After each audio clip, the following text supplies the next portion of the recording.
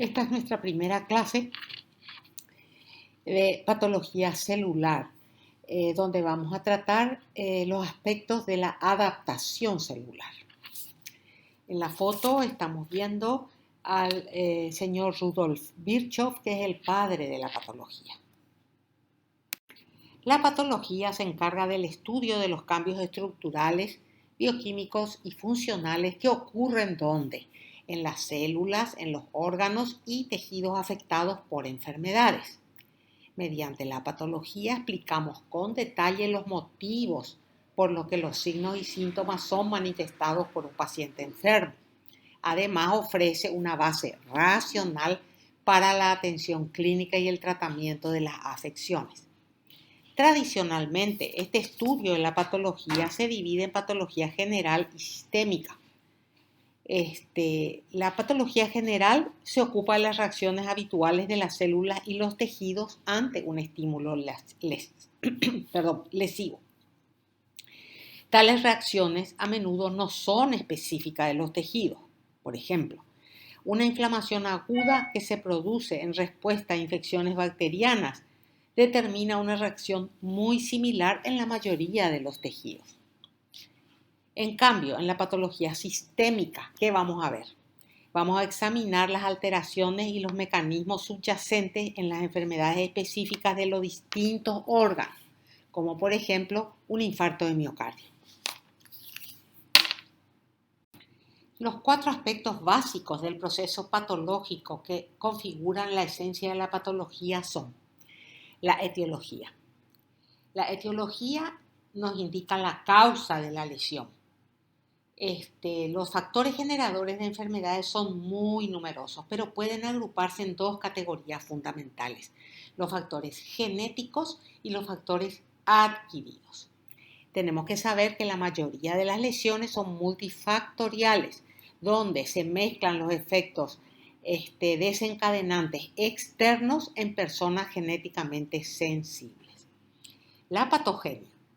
El término de patogenia hace referencia a la secuencia de episodios celulares, bioquímicos y moleculares que sucede a la exposición de las células o tejidos a un agente etiológico lesional.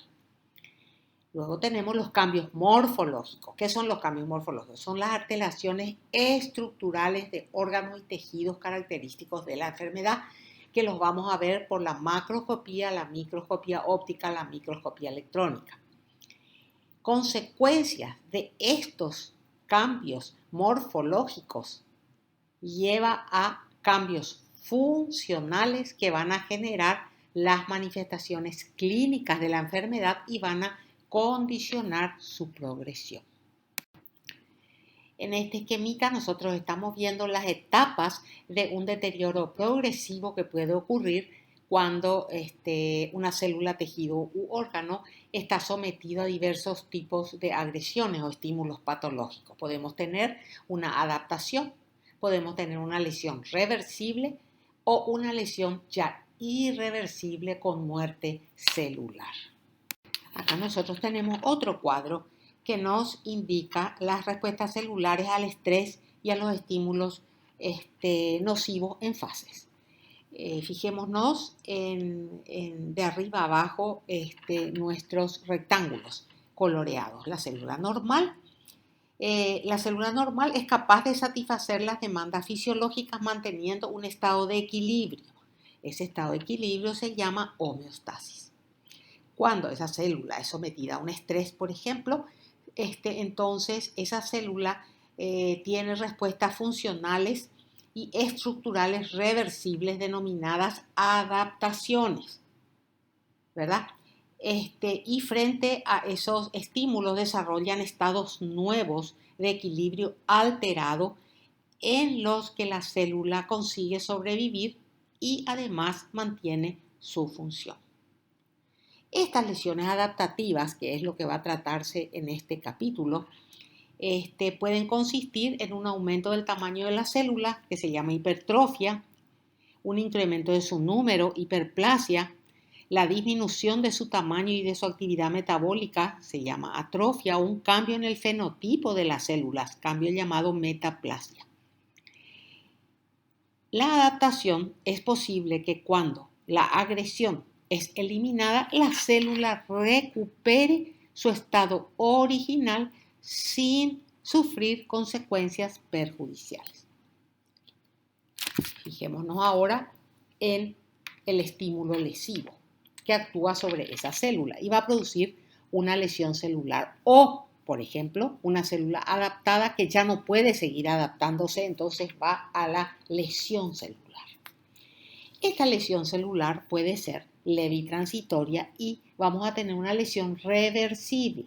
Fíjense, en nuestro esquemita.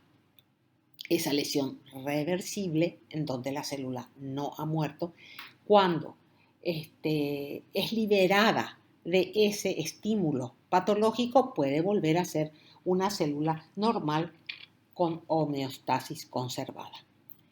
Pero si esa lesión celular es grave y progresiva, entonces vamos a tener lo que se llama la lesión irreversible. Y esa lesión irreversible va a llevar a la muerte celular, que puede ser o por necrosis o por apoptosis. Y acá tenemos otro esquema del libro de ustedes, donde nos muestra cómo reaccionan las células frente a las lesiones. ¿De qué depende? De la naturaleza de los estímulos lesivos. De la naturaleza de estos estímulos lesivos va a depender la respuesta celular. Fijémonos. En primer lugar, tenemos alteraciones de los estímulos fisiológicos, algunos estímulos lesivos no letales. ¿Qué van a producir? Van a producir adaptaciones celulares. ¿Qué dijimos? ¿Cuáles eran las adaptaciones celulares? La hiperplasia, hipertrofia, la atrofia y la metaplasia. Vamos a ver en detalle cada una de ellas. Si nosotros tenemos una segunda causa, una segunda naturaleza de estímulo lesivo, que es el menor aporte de oxígeno, lesión química o una infección microbiana, entonces en vez de adaptación celular nosotros vamos a tener una lesión celular. Esta lesión celular puede ser aguda y transitoria y entonces la lesión va a ser reversible aguda, por ejemplo el edema celular y el cambio graso. O puede ser progresiva y grave, donde va a haber también lesión del ADN, entonces la lesión celular va a ser irreversible, con la muerte celular. Y como dijimos, esa muerte celular puede ser por necrosis o por apoptosis. Otro estímulo lesivo pueden ser las alteraciones metabólicas genéticas o adquiridas, lesiones crónicas. ¿Qué respuesta celular vamos a tener? Acumulaciones intracelulares y calcificación. Y después tenemos las lesiones subletales acumuladas a lo largo de la vida y qué respuesta celular vamos a tener, el envejecimiento celular. Nuestra clase de hoy va a tratar de las alteraciones de los estímulos fisiológicos que producen adaptaciones celulares como la hiperplasia, hipertrofia, atrofia y metaplasia. Recordemos un poco qué es el sistema ubiquitina-proteasoma, que es muy importante en la homeostasis celular y en las respuestas celulares de adaptación y estrés, que es el motivo de nuestra clase. El proteasoma es un complejo multiproteico cuya función principal es la degradación enzimática de proteínas y se produce mediante la unión de esas proteínas a las ubiquitinas. Fíjense ustedes en nuestro dibujo, allá arriba a la derecha tenemos la ubiquitina que es activada por la enzima activante de ubiquitina y después por otra enzima que es la enzima conjugante de ubiquitina y al final hay una interacción con la ubiquitin ligasa y recién ahí esa ubiquitina puede unirse a la proteína que va a entrar al proteasoma. Una vez que la proteína ha pasado por el proteasoma, vemos la salida, en nuestro esquema estamos viendo la salida de proteínas degradadas que van a ser usadas como antígenos para presentación o para reutilizadas como aminoácidos para la formación de nuevas proteínas. Muy bien. ¿Qué son las adaptaciones celulares? Son cambios reversibles. Estamos hablando de lesiones reversibles, cambios reversibles de tamaño, de número, de fenotipo, actividad metabólica o funciones de las células en respuesta a cambios registrados en su entorno. Estas adaptaciones pueden adoptar diferentes formas. Empecemos entonces con la hipertrofia. La hipertrofia hace referencia al aumento de tamaño de las células, como consecuencia del cual se registra un incremento del tamaño del órgano afectado. Las mayores dimensiones de las células se deben a que existe síntesis y ensamblaje de componentes estructurales intracelular adicionales. Las células no se dividen y no hay aumento del número de las mismas. Este cambio adaptativo puede ser de tipo fisiológico o patológico. El estímulo más frecuente para la hipertrofia es el aumento de la carga de trabajo. Por ejemplo, los voluminosos músculos que tienen los físico-culturistas, que los desarrollan haciendo pesas, se desarrolla debido al aumento de tamaño de esas fibras musculares individuales en respuesta al aumento de la demanda. En el corazón, el estímulo para la hipertrofia suele ser una sobrecarga hemodinámica crónica, por ejemplo, una hipertensión arterial o válvulas defectuosas.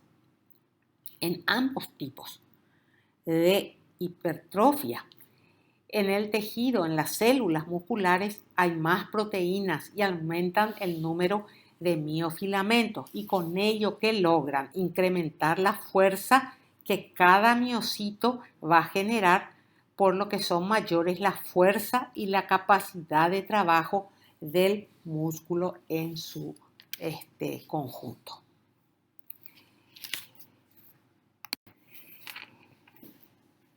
En la patogenia molecular de la hipertrofia, todo empieza con las acciones integradas de los sensores mecánicos estimulados por aumento de carga de trabajo. Estos sensores inducen a la producción de factores de crecimiento, por ejemplo, el factor de crecimiento similinsulina, el factor de crecimiento transformador beta y el factor de crecimiento fibroblástico, y además agentes vasoactivos como hormonas alfa-adrenérgicas, angiotensina y endotelina. Estos factores entonces van a activar una compleja red de vías de transducción de señales que luego van a estimular a factores de transcripción como GATA4, NFAT, que es el factor nuclear de células T activada, y el MEF2, que es el factor potenciador de miocitos 2. Entonces, estos tres últimos van a actuar en forma coordinada para aumentar la síntesis de proteínas musculares responsables de la hipertrofia. Y en esta figura del libro de ustedes, me muestra los mecanismos bioquímicos de la hipertrofia miocárdica.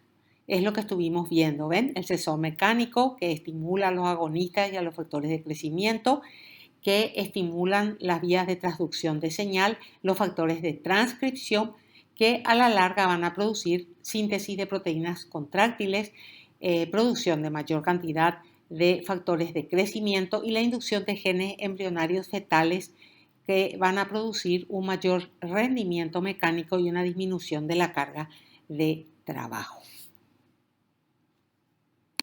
Se produce entonces una remodelación celular.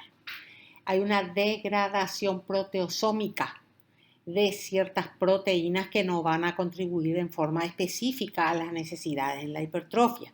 Entonces, esas proteínas van a ser cambiadas por otras proteínas. Así, por ejemplo, en el miocardio vamos a ver cambios de proteínas contráctiles de una forma adulta a una forma fetal. La isoforma alfa de la cadena pesada de miosina adulta se sustituye por la isoforma beta de contracción más lenta y más económica. Además, existe una expresión del gen del factor natriurético auricular. Este factor natriurético auricular es una hormona peptídica que causa secreción de sal por parte del riñón, disminuye la volemia, disminuye la presión arterial y reduce la carga hemodinámica. Y ahora vayamos a nuestros ejemplos de hipertrofia. Acá tenemos nosotros un útero grávido, donde hay hipertrofia de la fibra. A la izquierda, marcado con la letra A, estamos viendo un útero normal chiquito y un útero de embarazo enorme. En la imagen B estamos viendo el músculo liso de un útero no grávido, con células pequeñas, donde se ven aparentemente muchos núcleos. Y a la derecha de la imagen, marcado con la letra C, estamos viendo las células musculares lisas del útero grávido. Fíjense ustedes el tamaño que tienen estas células comparadas con las células de la imagen B. ¿Qué pasa con esta célula? Hay una estimulación de estrógenos sobre los receptores estrogénicos de las fibras musculares, lo cual les lleva a un aumento de la síntesis de las proteínas celulares y consiguientemente a un aumento del tamaño celular. Acá nosotros tenemos otro ejemplo de hipertrofia pero patológica. Vamos a ver el corazón normal, marcado con la letra A. Con la letra B, un corazón muy agrandado por hipertrofia de su ventrículo. Y con la letra D estamos viendo un corte transversal donde la flecha amarilla me está señalando el ventrículo izquierdo. Fíjense ustedes qué grande es el espesor de este ventrículo. Normalmente el ventrículo izquierdo mide, incluyendo los músculos papilares, nada más que 1,5 centímetros de espesor. Y en la imagen de abajo tenemos una histología a gran aumento donde vemos los miocardiocitos enormes, ¿ven? Muy grandes, con los núcleos irregulares, arrugados, muy característicos de la hipertrofia ventricular. Ahora pasemos a ver qué es la hiperplasia, que se la define como un aumento del número de células en un órgano o tejido en respuesta, por supuesto, a un estímulo y que lleva al aumento de masa de ese órgano o tejido. La hiperplasia y la hipertrofia son procesos distintos, pero a menudo se producen simultáneamente y son desencadenadas por un mismo estímulo externo. La hiperplasia solo tiene lugar cuando el tejido contiene células con capacidad de división para poder aumentar su número de células. Puede ser fisiológica en relación a hormonas o compensadora, o puede ser una hiperplasia patológica por exceso de hormonas y factores de crecimiento sobre células diana. La hiperplasia fisiológica es debido a la acción de las hormonas u otros factores de crecimiento. Y se produce cuando hay necesidad de aumentar la capacidad funcional de órganos sensibles a hormonas, como por ejemplo el aumento de tamaño de la mama en la pubertad y durante el embarazo. O si no, cuando hay necesidad de un aumento compensatorio tras una lesión o una resección. Por ejemplo, una regeneración post-hepatectomía en personas donantes. O, por ejemplo, tendríamos el caso de una hiperplasia de la médula ósea en respuesta a la carencia de células sanguíneas diferenciadas terminales en sangre. La hiperplasia patológica se produce por acciones excesivas o inapropiadas de hormonas o factores de crecimiento que van a actuar sobre las células diana. Por ejemplo, tenemos la hiperplasia endometrial, que es inducida por hormonas, la hiperplasia de la glándula prostática, también inducida por hormonas, y también tenemos hiperplasias que son secundarias a infecciones víricas, como el virus del papiloma que causa verrugas cutáneas y diversas lesiones de la mucosa. La hiperplasia patológica es importante porque define un ámbito en el que es posible que se desarrollen con el tiempo proliferaciones cancerosas. Muchos cánceres del endometrio empiezan como simples hiperplasias endometriales. Y ahora veamos, en estas imágenes a la izquierda tenemos una glándula endometrial normal. Se ve una mitosis, una glándula proliferativa, es lógico que tenga una célula mitosis. Esa es una glándula normal. Fijémonos a la derecha, una glándula hiperplásica, una glándula endometrial hiperplásica. ¿Se dan cuenta el aumento del número de células? Están apilados los núcleos, hay una enorme cantidad de células. Eso es una glándula hiperplásica. Y acá tenemos otro ejemplo más, es un útero. El de la izquierda es un útero que está abierto. Abajo vemos el cuello, vemos la mucosa endocervical lisa sin cambios. Y el cuerpo, en el cuerpo vemos la cavidad endometrial que está llena de una masa carnosa de color rosado. Esa masa no es otra cosa que endometrio hiperplásico. Imagínense ustedes cómo puede llegar a formar esas enormes masas que llenan la cavidad endometrial. A la derecha tenemos otro ejemplo de hiperplasia endometrial. Vemos las glándulas muy juntas unas con otras y un aumento del número de núcleos. Eso me indica el aumento del número de células dentro de esa glándula. ¿Cuál es el mecanismo de producción de esta hiperplasia? Es una proliferación regulada por factores de crecimiento de células maduras y en algunos casos del aumento de formación de nuevas células a partir de células madre tisulares. Y acá nosotros tenemos una macroscopía de una glándula prostática. La glándula prostática está cortada, estamos viendo la superficie de corte de la misma. Fíjense ustedes la presencia de múltiples nódulos bien delimitados, pegados unos con otros. Y a la derecha vemos la microscopía de la hiperplasia prostática, donde vemos aumento de la cantidad de las glándulas y de la irregularidad de los contornos luminales de las mismas. Y acá nosotros estamos viendo un epitelio que presenta importante hiperplasia, un aumento del espesor del mismo. Es un epitelio de la cavidad oral donde también estamos viendo células que nos indican la infección por el papilomavirus humano. Esta zona está marcada con la flecha amarilla.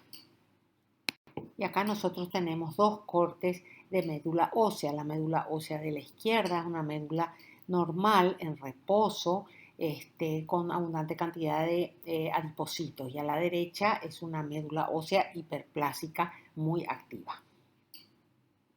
Y acá tenemos nosotros dos cortes de piel. El de la izquierda es una piel con su epitelio plano ratificado queratinizado sin mayores cambios. El de la derecha es un corte donde se observa una marcada hiperplasia de la epidermis. Es una lesión de psoriasis. Otro mecanismo de adaptación es la atrofia. ¿Qué se define como atrofia? Reducción del tamaño de un órgano o tejido por disminución de las dimensiones y el número de sus células. Las células tienen menor síntesis de proteína y aumento de su degradación dentro de ellas. Tienen menos orgánulos celulares, mitocondrias, retículo endoplásmico rugoso y todo esto ¿para qué? Para reducir sus necesidades metabólicas y permitirles sobrevivir. La degradación de las proteínas se va a producir a través de la vía de la ubiquitina proteasoma que estuvimos viendo. ¿Y qué consiste en la activación? Vuelvo a repetir, de la ubiquitina ligasas que se unen que sirven para unir el pequeño péptido ubiquitina a las proteínas celulares y las dirigen a los proteasomas para que sean degradadas. En un miocito que tiene atrofia, ¿qué es lo que vamos a encontrar? Una disminución de la síntesis de proteína debido a la disminución de la elongación proteica por los ribosomas, una disminución selectiva de transcripción de algunos genes específicos para la actividad contráctil y un aumento de la degradación de algunas proteínas contráctiles vía proteasoma. Las células y los tejidos atróficos ven reducida su función. Si bien es cierto y tenemos que tener en cuenta que la muerte celular es mínima. En muchos casos, la atrofia se asocia a un incremento de la autofagia que está caracterizado por la aparición de un mayor número de las llamadas vacuolas autofágicas. La autofagia, que quiere decir me como a mí mismo, es el proceso por el cual las células privadas de nutrientes se alimentan de sus propios componentes, intentando reducir la demanda la demanda nutricional para compensar la escasez de aporte energético que le llega. Algunos de estos residuos celulares del interior de las vacuolas autofágicas pueden resistir a la digestión y persistir en el citoplasma como cuerpos residuales, los cuales suelen estar rodeados de membrana. Un ejemplo de estos cuerpos residuales son los gránulos de lipofucsina que vamos a ver más adelante en otra clase. Cuando estos cuerpos están presentes en cantidad suficiente, estos gránulos producen una coloración marrón del tejido y se le llama atrofia parda. Acá vamos a los ejemplos de atrofia. Acá tenemos un corte histológico de un tejido muscular estriado esquelético, donde la flecha amarilla me está mostrando un gran número de células musculares esqueléticas en atrofia. Comparen el tamaño de estas fibras con las de la periferia. Esto se suele observar cuando hay una reducción de la demanda funcional en la atrofia por desuso, por ejemplo. El paciente está inmovilizado, el miembro está inmovilizado porque tiene un yeso o porque está postrado en la cama. En estas dos ocasiones se produce rápidamente atrofia del músculo esquelético. La reducción inicial del tamaño de la célula es reversible. Una vez que se reanuda la actividad de ese músculo, todo esto vuelve a lo normal. Pero si la falta de uso es prolongada, las fibras del músculo esquelético, aparte de tener atrofia y disminuir de tamaño, van a desaparecer debido a la apoptosis.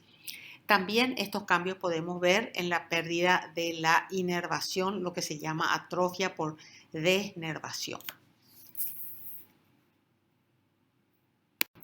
La reducción gradual del riego sanguíneo de un tejido como consecuencia del lento desarrollo de una enfermedad oclusiva arterial tiene que ser lenta, ¿okay? Va a causar atrofia de dicho tejido. Acá nosotros podemos ver la atrofia cerebral causada por esa reducción de irrigación.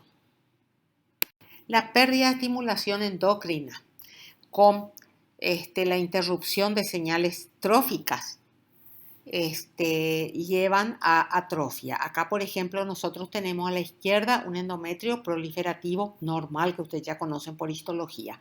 Y a la derecha tenemos un endometrio de una mujer posmenopáusica con poca estimulación hormonal donde se observan pocas glándulas. En este campo vemos nada más que 2 glándulas endometriales. Esto es una atrofia endometrial.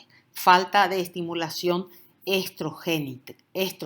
Esta sería una atrofia fisiológica del endometrio. También por falta de estrógeno nosotros podemos tener atrofia del epitelio vaginal y también de las mamas.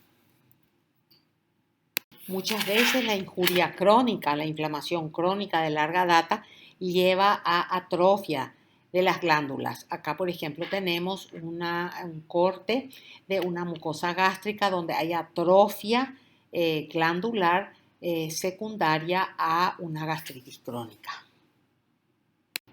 Cuando tenemos desnutrición proteico-calórica muy pronunciada, el organismo usa las proteínas del músculo esquelético como fuente de energía. Una vez que se agotó otra reserva como el tejido adiposo. Fíjense ustedes en nuestra imagen. De la izquierda vemos un epiplom, ¿verdad? Mayor con suficiente cantidad de tejido adiposo, o sea, normal. Y a la derecha el epiplom de un paciente caquético. Ven como hay una marcada disminución del tejido adiposo del mismo. Entonces, al no haber esto, ¿verdad? esta fuente de energía se usa las proteínas del músculo esquelético como fuente de energía. Y entonces los pacientes empiezan a tener una reducción de la masa muscular. Eso se ve en la caquexia. La caquexia también afecta a pacientes con enfermedades inflamatorias crónicas o con cáncer. En las enfermedades inflamatorias crónicas, se cree que estos pacientes tienen una hiperproducción crónica de TNF, que es el factor de crecimiento de necrosis tumoral, una citocina que es inflamatoria y que se cree responsable de la supresión del apetito y del agotamiento de las reservas lipídicas con la consiguiente atrofia muscular. Y para ir terminando nuestra clase vamos a ver el concepto de metaplasia, otro cambio reversible adaptativo. ¿Qué es la metaplasia? Es un cambio reversible por el cual una célula diferenciada es sustituida por otro tipo celular.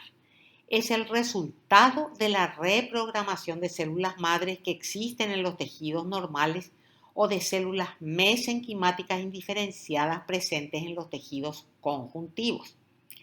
La diferenciación de las células madres se produce por citocinas, que son factores de crecimiento que inducen la expresión de genes que dirigen a la célula hacia una vía de diferenciación específica. La metaplasia a menudo constituye una respuesta adaptativa en la que un tipo celular o un epitelio constituido por células sensible a una determinada clase de agresión es sustituido por otro epitelio con otro tipo de células que soporte mejor las condiciones adversas. Este es un ejemplo de el esófago de Barrett. ¿Qué es el esófago de Barrett? Se produce cuando hay un reflujo de contenido gástrico hacia el esófago. Entonces, ese contenido gástrico va produciendo una injuria crónica persistente en ese epitelio plano estratificado. Entonces, ese epitelio no está en condiciones de resistir la acción del ácido gástrico. Entonces, ese epitelio sufre una metaplasia y es lo que estamos viendo en nuestra imagen de abajo. Este es un corte de esófago, donde a la derecha, señalado con la flecha amarilla, estamos viendo el epitelio plano estratificado normal y a la izquierda, señalado con la flecha verde, estamos viendo el área de metaplasia, donde ese epitelio plano estratificado se transformó en un epitelio cilíndrico simple mucíparo de tipo gástrico. Acá tenemos otro tipo de metaplasia que se ve muy frecuentemente en el cuello uterino, donde el epitelio plano estratificado reemplaza grandes extensiones del epitelio endocervical. En nuestra imagen estamos viendo un endocervix. El epitelio superficial debería ser cilíndrico simple, mucíparo. Sin embargo, ¿qué estamos viendo? Un epitelio plano estratificado. Ese es un epitelio metaplásico. Abajo, señalado con las flechas, con la flecha de color verde, estamos viendo las glándulas endocervicales con su típico epitelio. Otro ejemplo de metaplasia es la metaplasia escamosa que ocurre en los bronquios por irritación crónica, por carencia de vitamina A, de ácido retinoico, y entonces ese epitelio cilíndrico pseudo-estratificado ciliado con células caliciformes bronquial es sustituido por un epitelio plano estratificado de carácter típico. El problema es que estos epitelios son inestables y muchas veces pueden transformarse en cáncer. Acá tenemos la imagen de dos bronquios. Se ven las luces de dos bronquios y el epitelio de los mismos de tipo plano estratificado no queratinizado metaplásico. Y con esto terminamos nuestra clase de adaptaciones celulares. Muchas gracias.